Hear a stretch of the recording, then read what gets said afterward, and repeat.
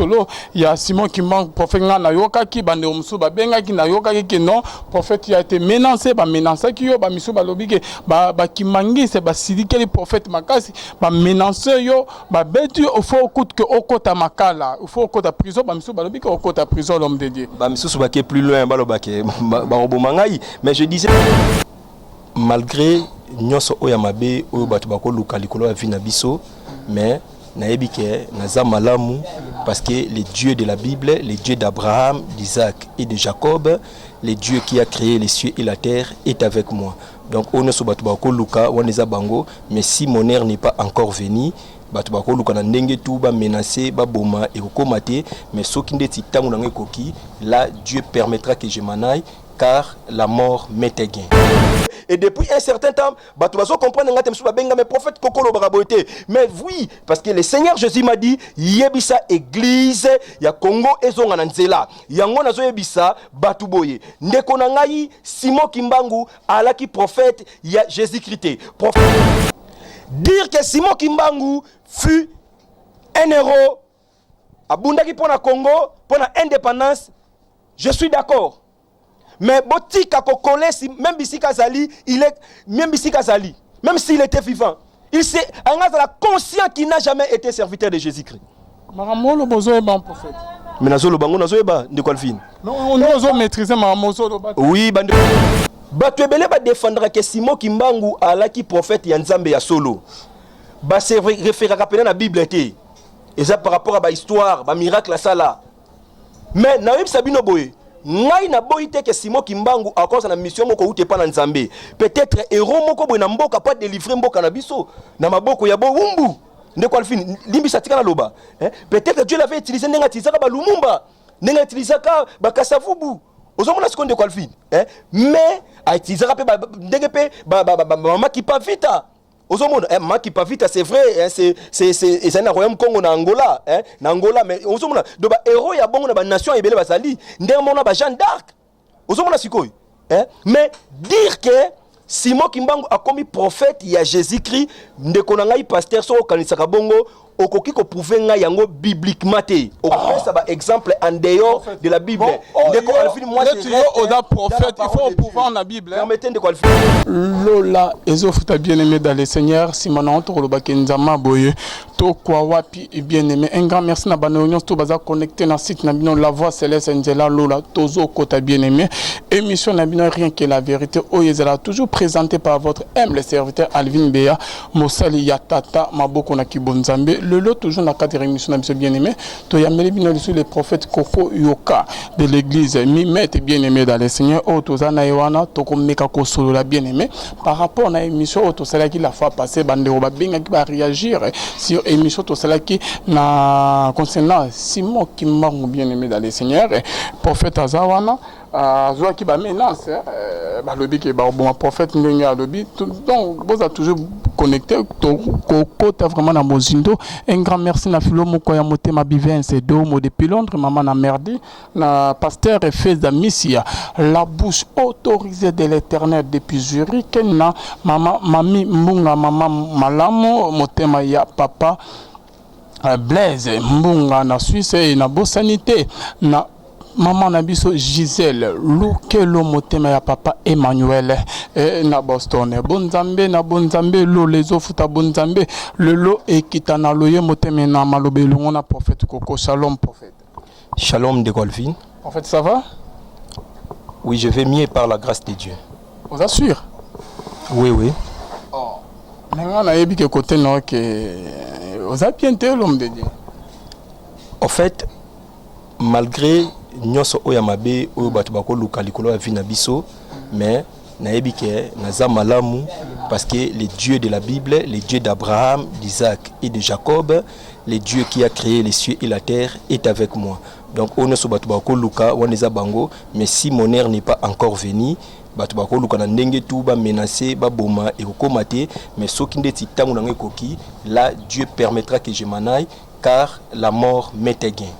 En tout cas, merci beaucoup, prophète. Au fait, il dit que nous sommes tous les malam l'homme de Dieu, bando bazola noir de partout, malgré nous tous bando bako koluka bako yukoloba, olobi makamo malobamo profond l'homme de Dieu. Na lingi na yeba banda ni bazoluka ni. Et pourquoi au côté na mozindo olobi que liwa na yo dans le comité tonnerre n'est pas encore arrivé. Mukolonde nzama ko décider ne okufande okene l'homme de Dieu. Okoko tsebiso na mozino ya vivre émission na biso. Merci beaucoup Ndeko Alvin.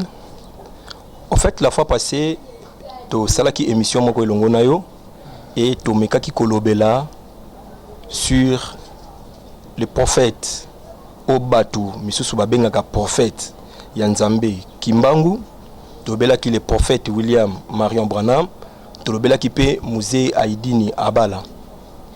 Et na mekaki kotalisa na émission wana ke ngai na ndenge na tangi liloba na Nzambe na ndenge na yebi ba profil ya ba vrai prophète de Dieu dans la Bible et na mekaki kozwa maloba na Nzambe les écritures na tie yango na tali le prophète William Mario Branham et na lobai ke le prophète William Mario Branham fut un vrai prophète de Dieu. Ah bon? Mais sauf que il a eu à dire des choses oyo ngai personnellement lokola ba juif ya béré na Actes des Apôtres chapitre 17 la Bible dit les juifs de Bérée avaient des sentiments plus nobles que ceux de Thessalonique. Les juifs de Bérée avaient des sentiments plus nobles que ceux de Thessalonique. Pourquoi? Parce que babandaki ko vérifier soki bateyi bango bake ko vérifier soki makambu o banda o isabango ezalaki na kati ya liloba na Nzambe. Et ngai étant que un enfant de Dieu au Bible zo senga pe nazala na ba sentiment plus noble lokola ba juif oyo ya béré na vérifier na talike maloba misusu oyo le prophète de Dieu William Marion Branham alobaki à la lumière des écritures Ndeko Alvini makambo mususu eza ya solo et makambo mususu eza ya solo te. Par exemple tanga lobara ke Caïn abotamaki na relation to la femme Ève a lekaki na kosangisa nzoto na serpent nde babotaki Caïn. Là à la lumière des écritures je dis que selon ngai ezali faux à la lumière des écritures. Et na mekaki sukotalisa pourquoi nazo lobake Simon Kimbangu azali prophète ya Yesu Masiya te. Bandeko oyo bazo s'acharner contre ngai, bandeko oyo bazo luka même bapel na pamboli Nzambe pour bandeko mususu pe babengaki bazana avi moko na ngai te. Bango bazo ndima que le prophète Simon Kimbangu aza réellement un vrai prophète de Dieu et batinelenga mbalia mususu babi prophète. Mais quand on compte un balien oyo tala oye omona quand même ba documentaire oyo et les cas du colo même il y a le prophète William Marion Branham et oyeba tout ça ozomande de Calvin nzamba pambola bango. C'est comme ça les enfants de Dieu oyo bazali na ba fruit de l'esprit bana nzambe oyo ba banga nzambe. Donc c'est comme ça. Donc ezali te que soki mutalobi likambu oyo ezandenge moko oyo zo croire te que tu dois les menacer tout ça. Non. Bien-aimé dans le Seigneur, yeba ke ozam mutu lokola ngai, tu as été créé de la même manière que moi et yeba ke soki Nzambe a permettre yote au porter le boko na likolo ya vie ya mutu te o kokate. Donc il faut que yeba bango et soki Nzambe décider na mutu na terre mutu alongo na mokili oyo ata yo siliki ata soki osali nini yeba ke osali mate. Et d'ailleurs ezotali ça quand même ezali na bino ezolakisa eloko ezakati na bino ezali molimo na Nzambe te. En fait, je dis ceci. Pourquoi nazo boya ke Simon Kimbangu azalaki prophète ya Jésus-Christ? Ndeko Alvin, il y a eu des prophètes que Dieu a envoyés sur la terre avant même la venue de Jésus-Christ, né d'une vierge. Dieu a envoyé beaucoup de prophètes. Dieu a envoyé Abraham, Nzamba Tinda, Moïse. Mais depuis que Jésus-Christ est venu, même dans le livre ya Hébreux chapitre 1, Totanga verset wana de Calvin. Hébreux chapitre 1er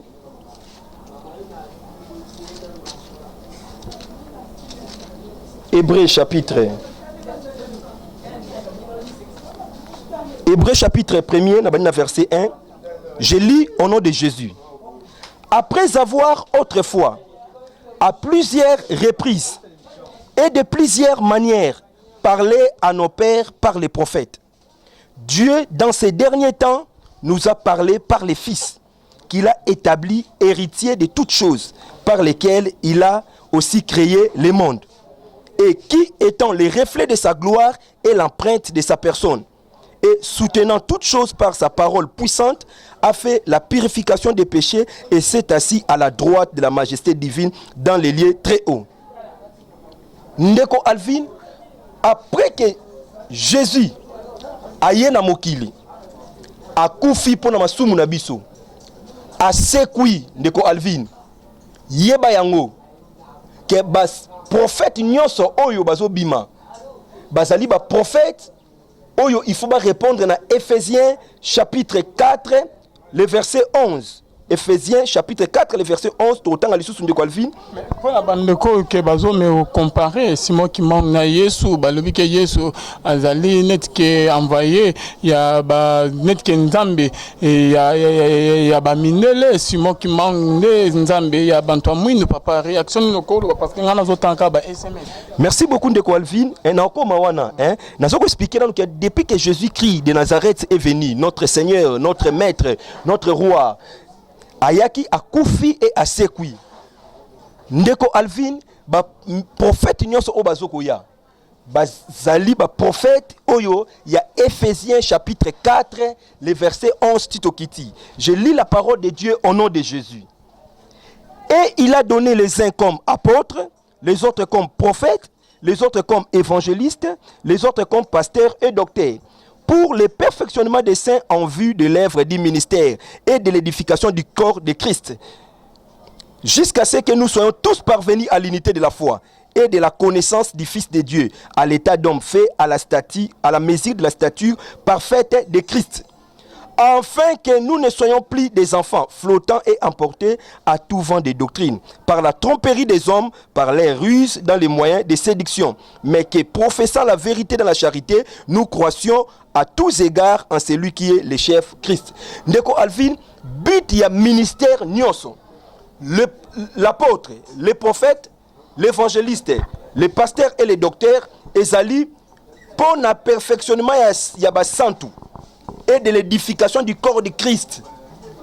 Donc quiconque se dirait prophète, Ndeko Alvin, depuis que le Seigneur Jésus est venu, il est mort à la croix pour Masumu Nabiso, il est enseveli et ressuscité le troisième jour. Quiconque se dirait prophète, Ndeko Alvin, et azosala musala oyote, azote a Yesu Masiyate pour le perfectionnement ya basantu et puis édification ya corps du Christ. Kokole ya corps du Christ.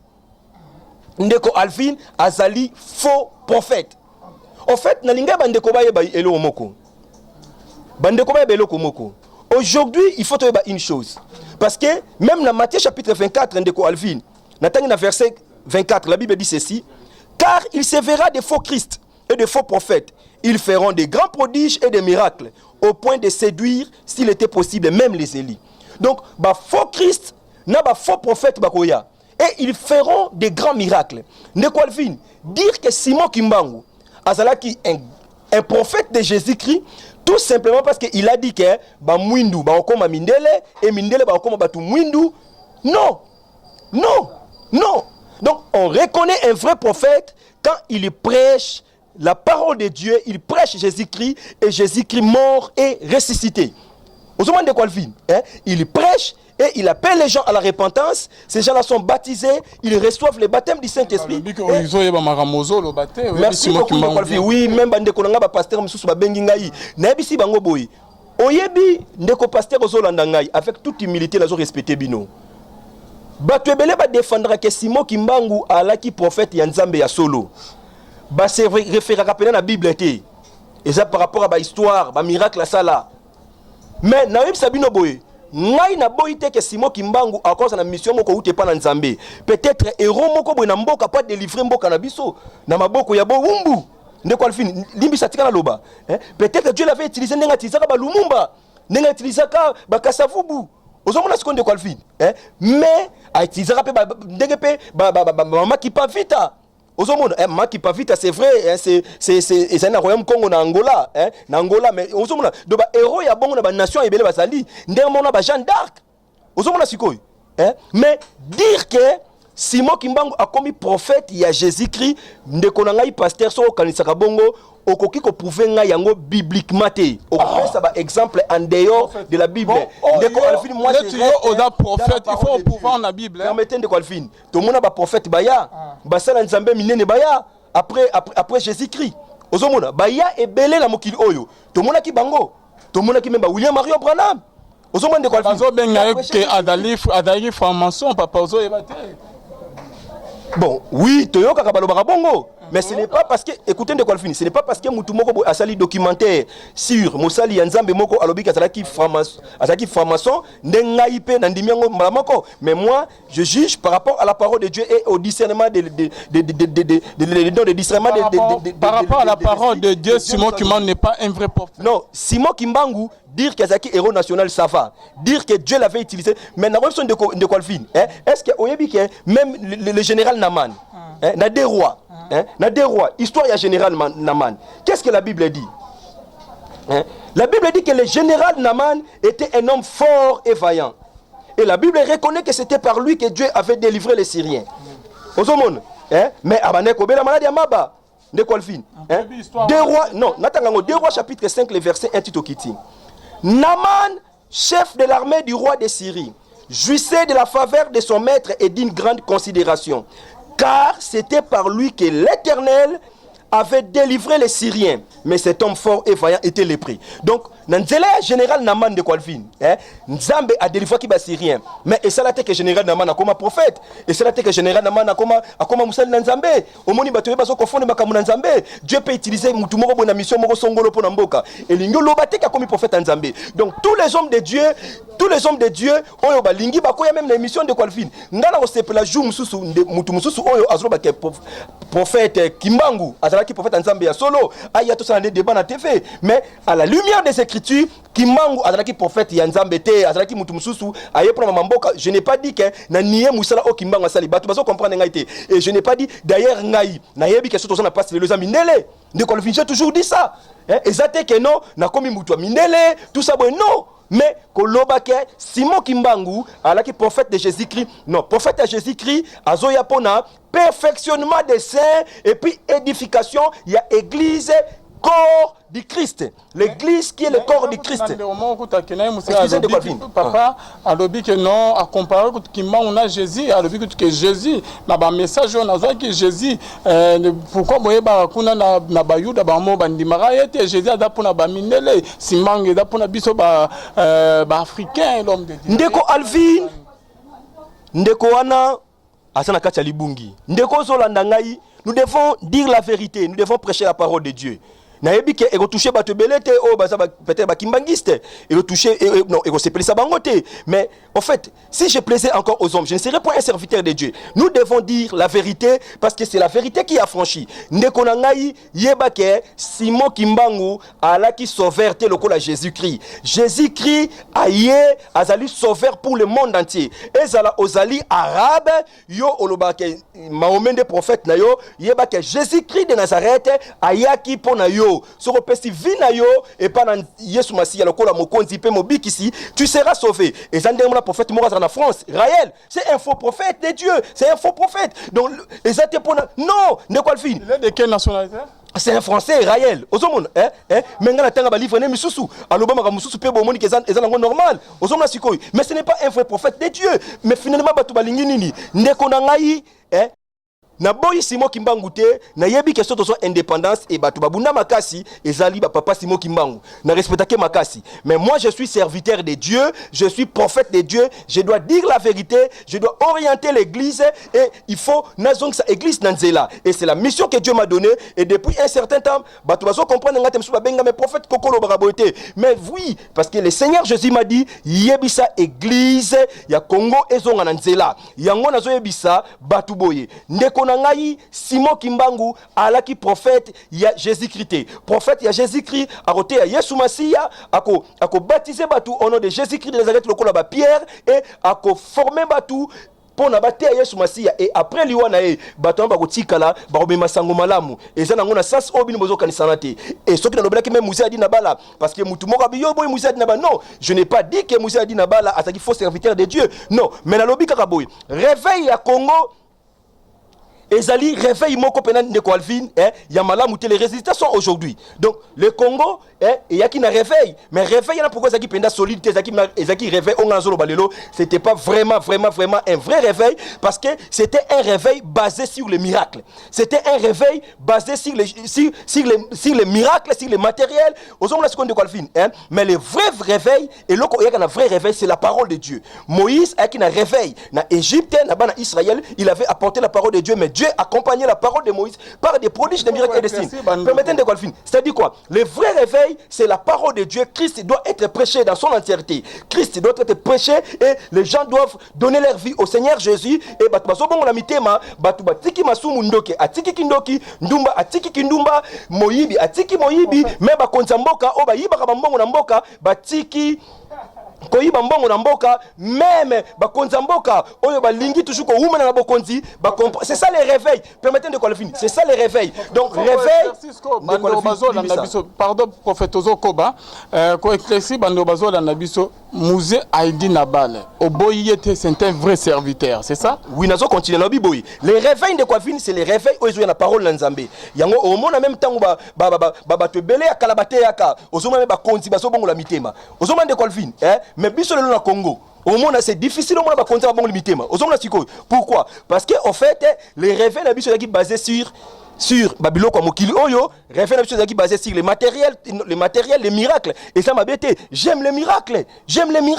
C'est lui qui nie les miracles. Il nie la parole de Dieu. Les miracles. Et ça lui partie prenante la parole en Zambé. Mais les miracles doivent accompagner la parole. Voici les miracles qui accompagneront ceux qui auront crié. Le Congo et viva qui réveille, mais réveil penda ya bien té, réveil complété. Yango moni résultat lelo, to so mona na kati ya Congo. Yango mona basala nzambi so bakene ko simba même kisi kapo basala ba miracle.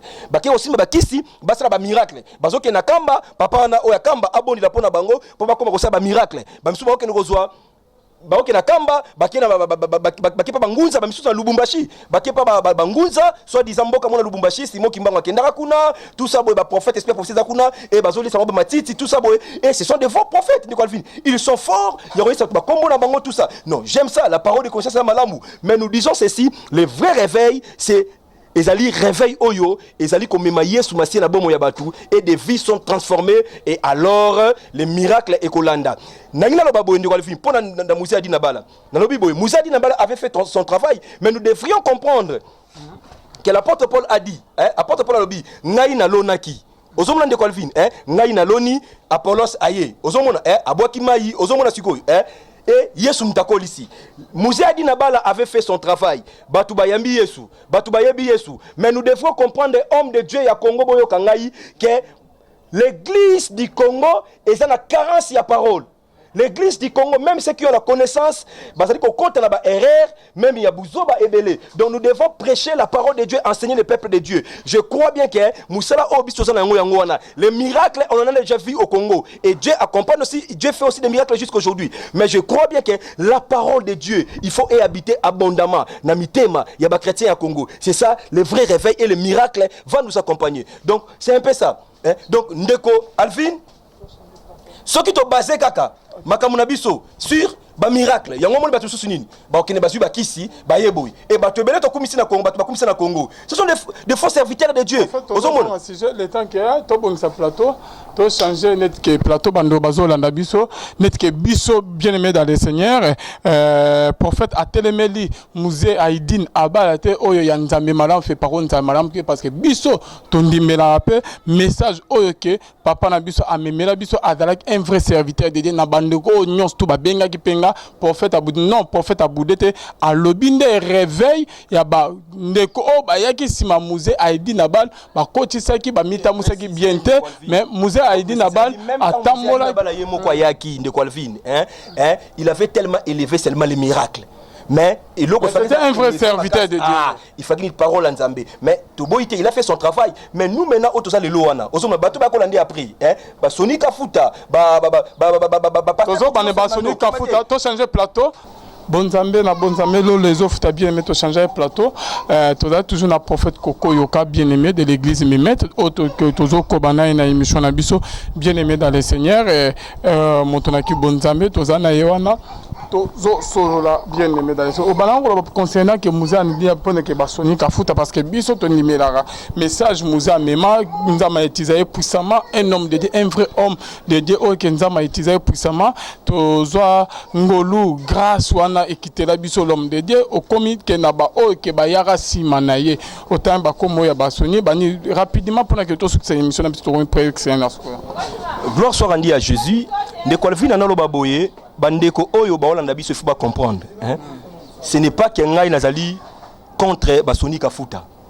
Moi j'ai fréquenté toutes ces églises là na Kende ba action j'ai parté même jusqu'aujourd'hui hein nazoye ba ke basaki musala nzambe ozomande kwa Alvin mais yango ndete mais yango ndete et okiko pousser biso ke tokanga misu na biso tokanga minoko na biso pe matoyi na biso na makambo oya mabe oyo ezali ko se passer oyo ba pasteur basali na okiko sa bandeko moko bandeko boy prophète na ninga par rapport ya tande toko vraiment na mozito to bima libana ya sujet na biso to tozo beta du solo ya Simon qui manque prophète na yoka ki bande musu ba benga ki na yoka ki non prophète a été menacé ba menacé ki yo ba misu ba lobike ba kimangi c'est ba sidikeli prophète makasi ba menacé yo ba betu au faut coûte que okota makala il faut okota prison ba misu ba lobike okota prison l'homme de Dieu ba misu ba ke plus loin ba lobake ba robomangai mais je disais ceci na lobi boyende Kwalvin hein avant na zonga wana na loba boye na otanga loba nzambe na Galates chapitre 2 le verset 11 la Bible dit mais lorsque Céphas vint à Antioche je lui résistais en face parce qu'il était répréhensible. En effet, avant l'arrivée de quelques personnes envoyées par Jacques, il mangeait avec les païens. Et quand elles furent venues, il s'esquiva et s'étint à l'écart par crainte des circoncis. Avec lui, les autres juifs usèrent aussi des dissimulations, en sorte que Barnabas même fut entraîné par leur hypocrisie. Voyant qu'il ne marchait pas droit selon la vérité de l'évangile, j'ai dit à Céphas, en présence de tous, si toi qui es juif, tu vis à la manière des païens et non à la manière des juifs. Pourquoi forces-tu les païens à judaïser? Nous sommes juifs de naissance et non pécheurs d'entre les païens.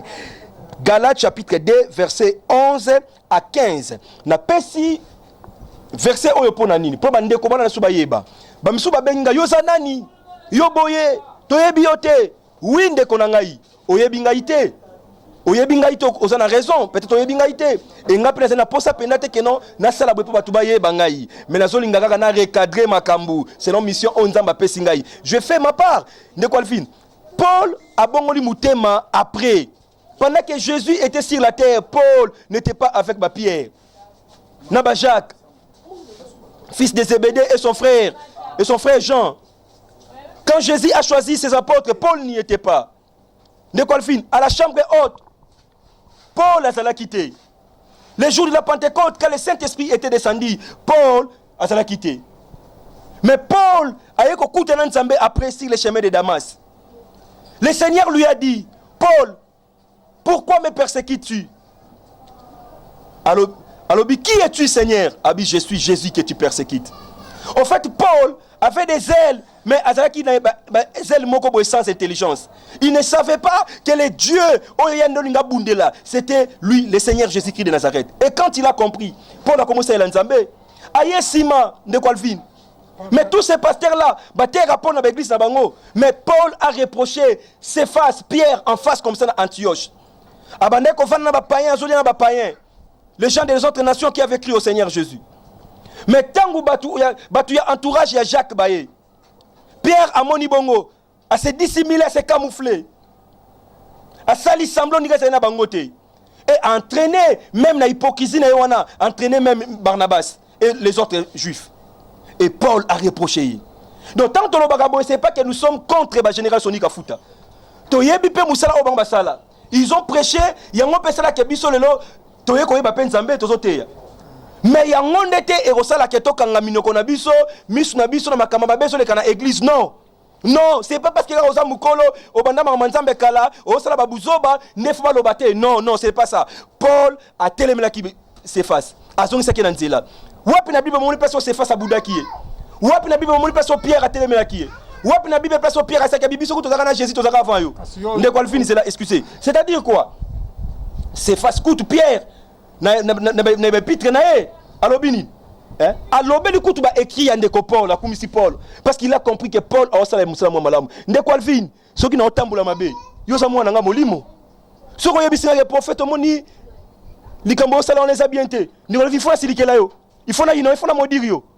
Aux hommes là ce que l'on va pasteur bangba la biso non, nous devons dire là la vérité. Nous sommes serviteurs de Jésus-Christ, bango baba serviteurs ya Nzambe. Na zongi li kambo ya Simon Kimbangu. Dire que Simon Kimbangu fut un héros à Bundaki pour la Congo, pour l'indépendance, je suis d'accord.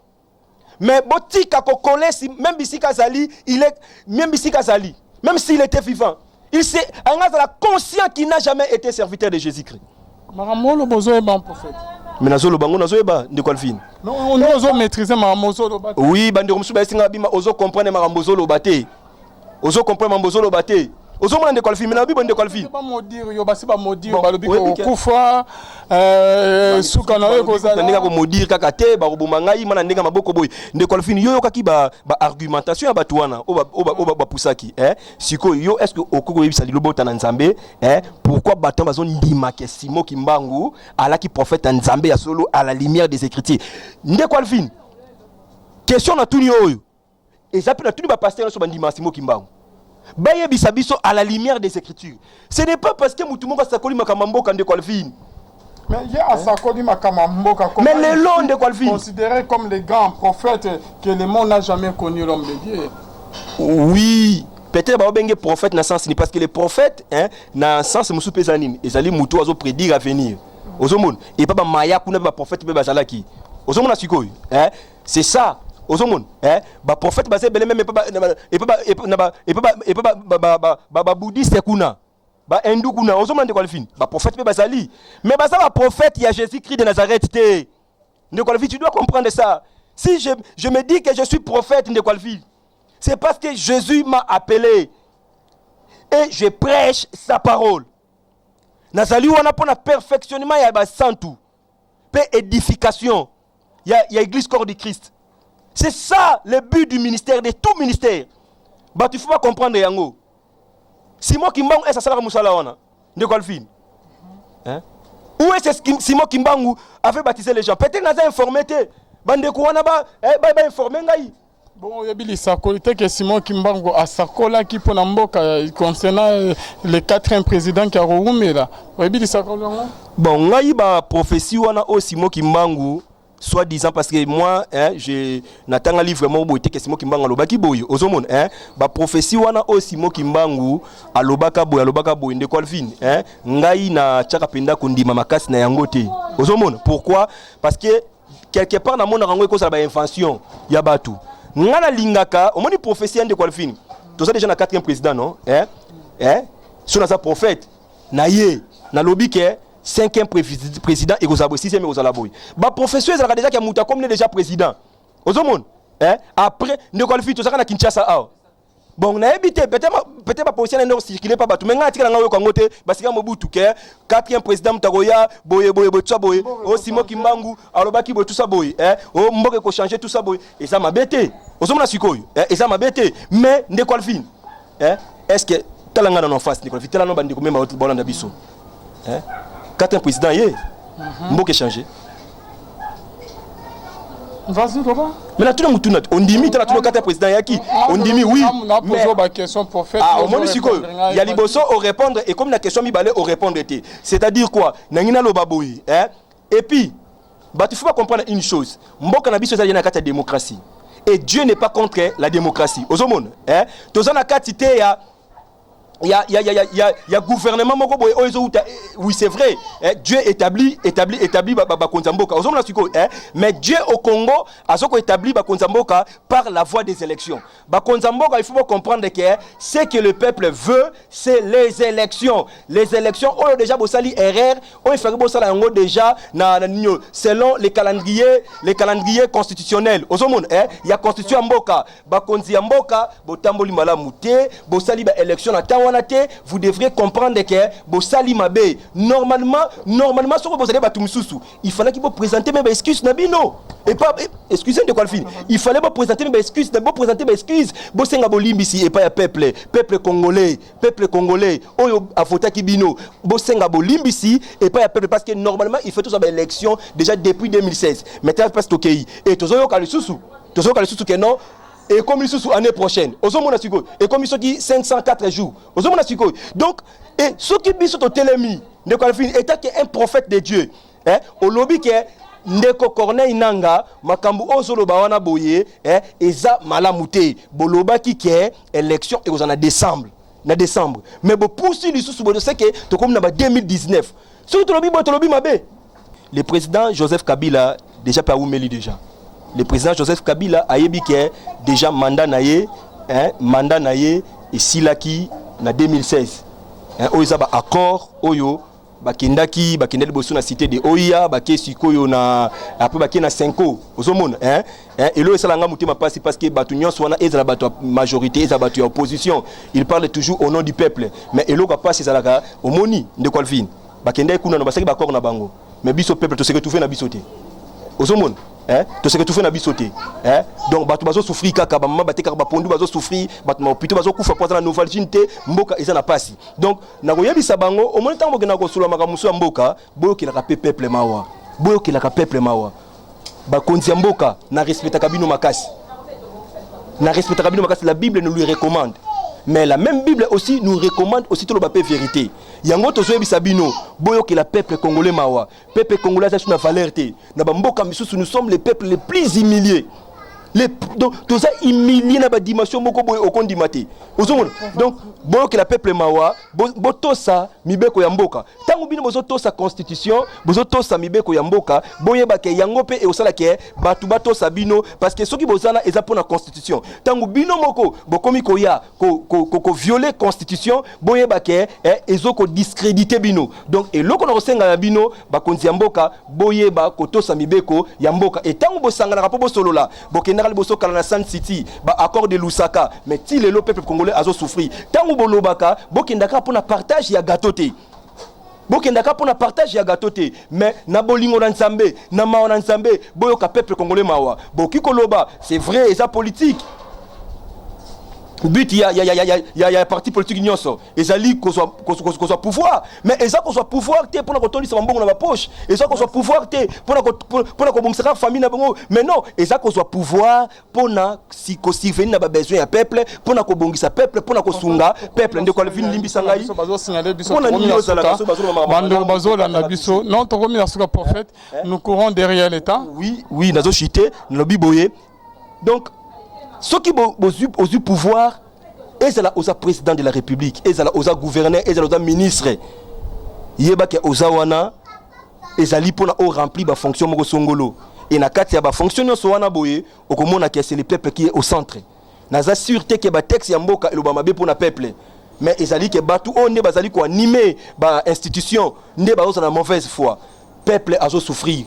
Peuple azana pasi boyo que la peuple congolais mawa aza sur la place à kokendete a okende na mboka nini partout tout ça na valeur te kende même na Congo Brazza nous on y a été kende na Gabon na Angola même batu bazana ba poto ba yebi donc tout ça na kata pasi ba konza mboka boyo que la peuple mawa boyo que la peuple mawa soki bo sali musala ya nzambe malamu boye ba ke nzamba ko pambola bino akopambola ba génération future na bino kozwa mbongo kaka na matériel boye yangonde ezali pambola sote okoko so mbongo ebele mais après otiki bana na yo peut-être bana bako ça la paie moins bien mais bana ya bana na yo bako souffrir donc boyo que la peuple mawa et na clôturer ba kimangiste bana kanda na yo clôturer bandeko kimbangiste na lingi bino mingi soki Simon Kimbangu oui makamozo do beza buzo beza ya lukuta donc kendo s'informer na ba bibliothèque makamnyo so na ba siliki vraiment makasi prophète. Merci beaucoup Ndeko Alvin. Tanga na lobomo no katinga mais yo susu na yabi ke émission eza ya yo na lobi bandeko kimbangiste bandeko bandimila Simon Kimbangu ngape na ndimaka Simon Kimbangu mais na ndimaka ye lokola mutu abundi po na mboka po na indépendance na tikala jamais qu'on ndimaye comme étant un prophète de Dieu et même basala nzambe biso na bango to solo même ba débat sur ça balinga ba convaincre ngai mais na bango à la lumière des écritures mutumo à convaincre penda azate mais sauf que so bondi beta masolo ça ba miracle baranga na tono ba tchali kola mai ba mona zo bima likolo à se multiplier, à se dédoubler, wana bokolo bango mais ngana lobi ke wana de so muteza prophète ya Jésus Christ donc pona ngai Simon Kimbangu azali prophète ya Jésus Christ Simon Kimbangu azali mutu abundela mboka nde to mona ka ba Lumumba même to mona ba tebe ba héros ba Jeanne d'Arc bazali ba héros bazé belé na mokili oyo pona ba mboka belé donc yepe azali na dimension wana donc nzambe apambola bino e bandeko oyo bandimila ka Mouziadi Nabala je crois que Mouziadi Nabala c'est Moussa Nzambe ya solo mais je vous dis seulement il a fait sa part nous devons aussi faire notre part prêcher la parole de Dieu et le miracle va nous accompagner nous devons dire aux enfants de Dieu la vérité et totambola malamu étant na zolo baboye et ngolo bateke ngai Ndeko Alvin na za mutu moko blatika ça mabe non la Bible dit nous branchons tous d'une manière ou d'une autre mais ceux qui muta moninga na mabe ayebisi ngai non ça na humilité na reconnaître yango na sengi bolimbisi liboso na Nzambe na ngai même avant muta yebisa ngai mais nous devons dire la vérité. La parole de Dieu reste la parole de Dieu. La parole de Dieu n'est pas la parole de Dieu parce qu'elle s'est accomplie dans ma vie. Si la Bible dit que Dieu bénit, même si je ne suis pas béni, bien que nous sommes déjà bénis de toutes les bénédictions spirituelles et célestes en Christ Jésus, mais nakondimake nzambe apambolaka, nakondimake nzamba tombolaka. La Bible dit que par ces maîtrises nous sommes guéris. Donc même si na beli, na koufi le quoi Élisée, la Bible dit Élisée mourit de la maladie dont il souffrait. Na koufi na maladie wana, même avant que na koufa, so ba tuninga bakeno, Jésus-Christ a guéri. Donc la parole de Dieu est oui et amen. Elle n'est pas oui et amen parce qu'elle s'accomplit seulement dans ma vie. Qu'elle s'accomplisse dans ma vie ou pas, elle reste la parole de Dieu. Attention qui paraît rare, na kei na sumuki, na oui ça va que les péchés restent les péchés. Na ko luka ba verset la Bible té pour na luka na bon ça les sumu na ngai, ndeba pasteur basala ka lelo boye, ceux qui pasteur en sainté moi si, a comme ko luka ba verset la Bible pas mi bongi cela, ceux qui pasteur a escroqué. Non, la parole de Dieu reste la parole de Dieu et elle doit être considérée comme telle, elle doit être élevée au-dessus de tout car au commencement était la parole et la parole était avec Dieu et la parole était Dieu.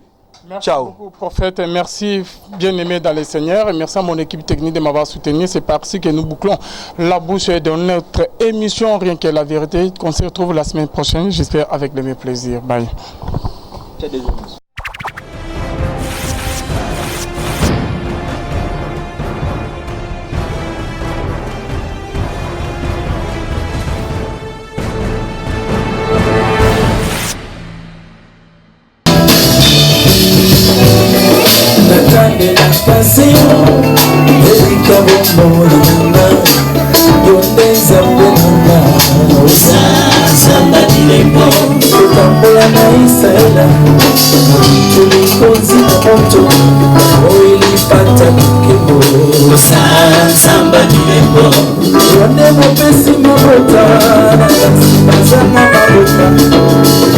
Zamba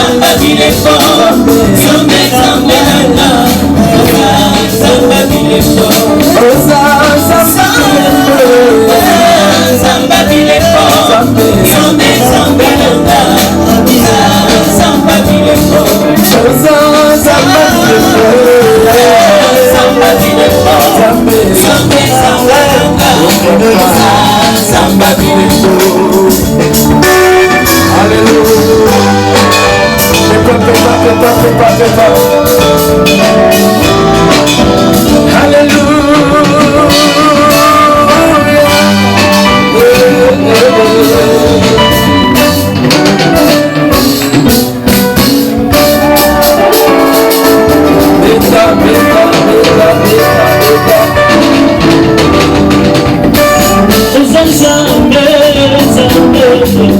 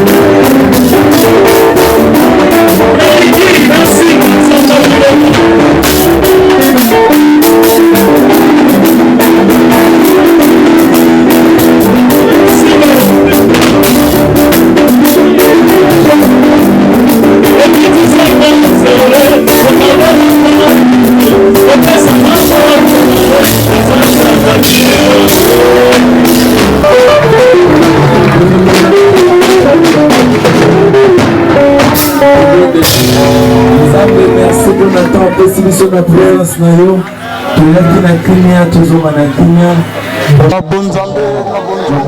Lola et Sofuta bien-aimé dans les seigneurs, toujours dans le cadre de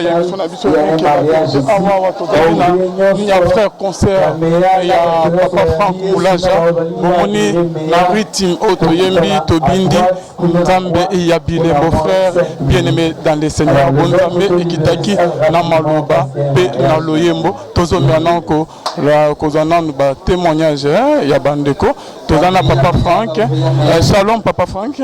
Shalom, shalom, shalom. Papa Bazola de partout. Bonzambe, la Katsa Bonzambe. Les autres Papa, félicitations. Merci beaucoup, mon frère. Satan a Bonzamba, na loye mo pe na maluba. On dirait frère Franck Yakala. Na ya mikolo moi différence moi écoute ya mingi. Non, mais on fait seulement notre travail. Adoration est à vie, mais adoration est à mission, donc Tolingika tout réveiller la flamme, la louange, l'adoration, parce que l'église est église à cause de l'adoration. Sans adoration, l'église est la raison d'être. On le dit que ton amour m'a fait du bien. Et dans la contexte, moment et comment que Bonganza mais ça biso bolam papa. Je pense à tout moment. Maintenant baté biso lelo. Et il faut juste la révélation de cet amour. Bolingwanza est disponible, mais à certains moments, biso tout le monde a moi. Au moins,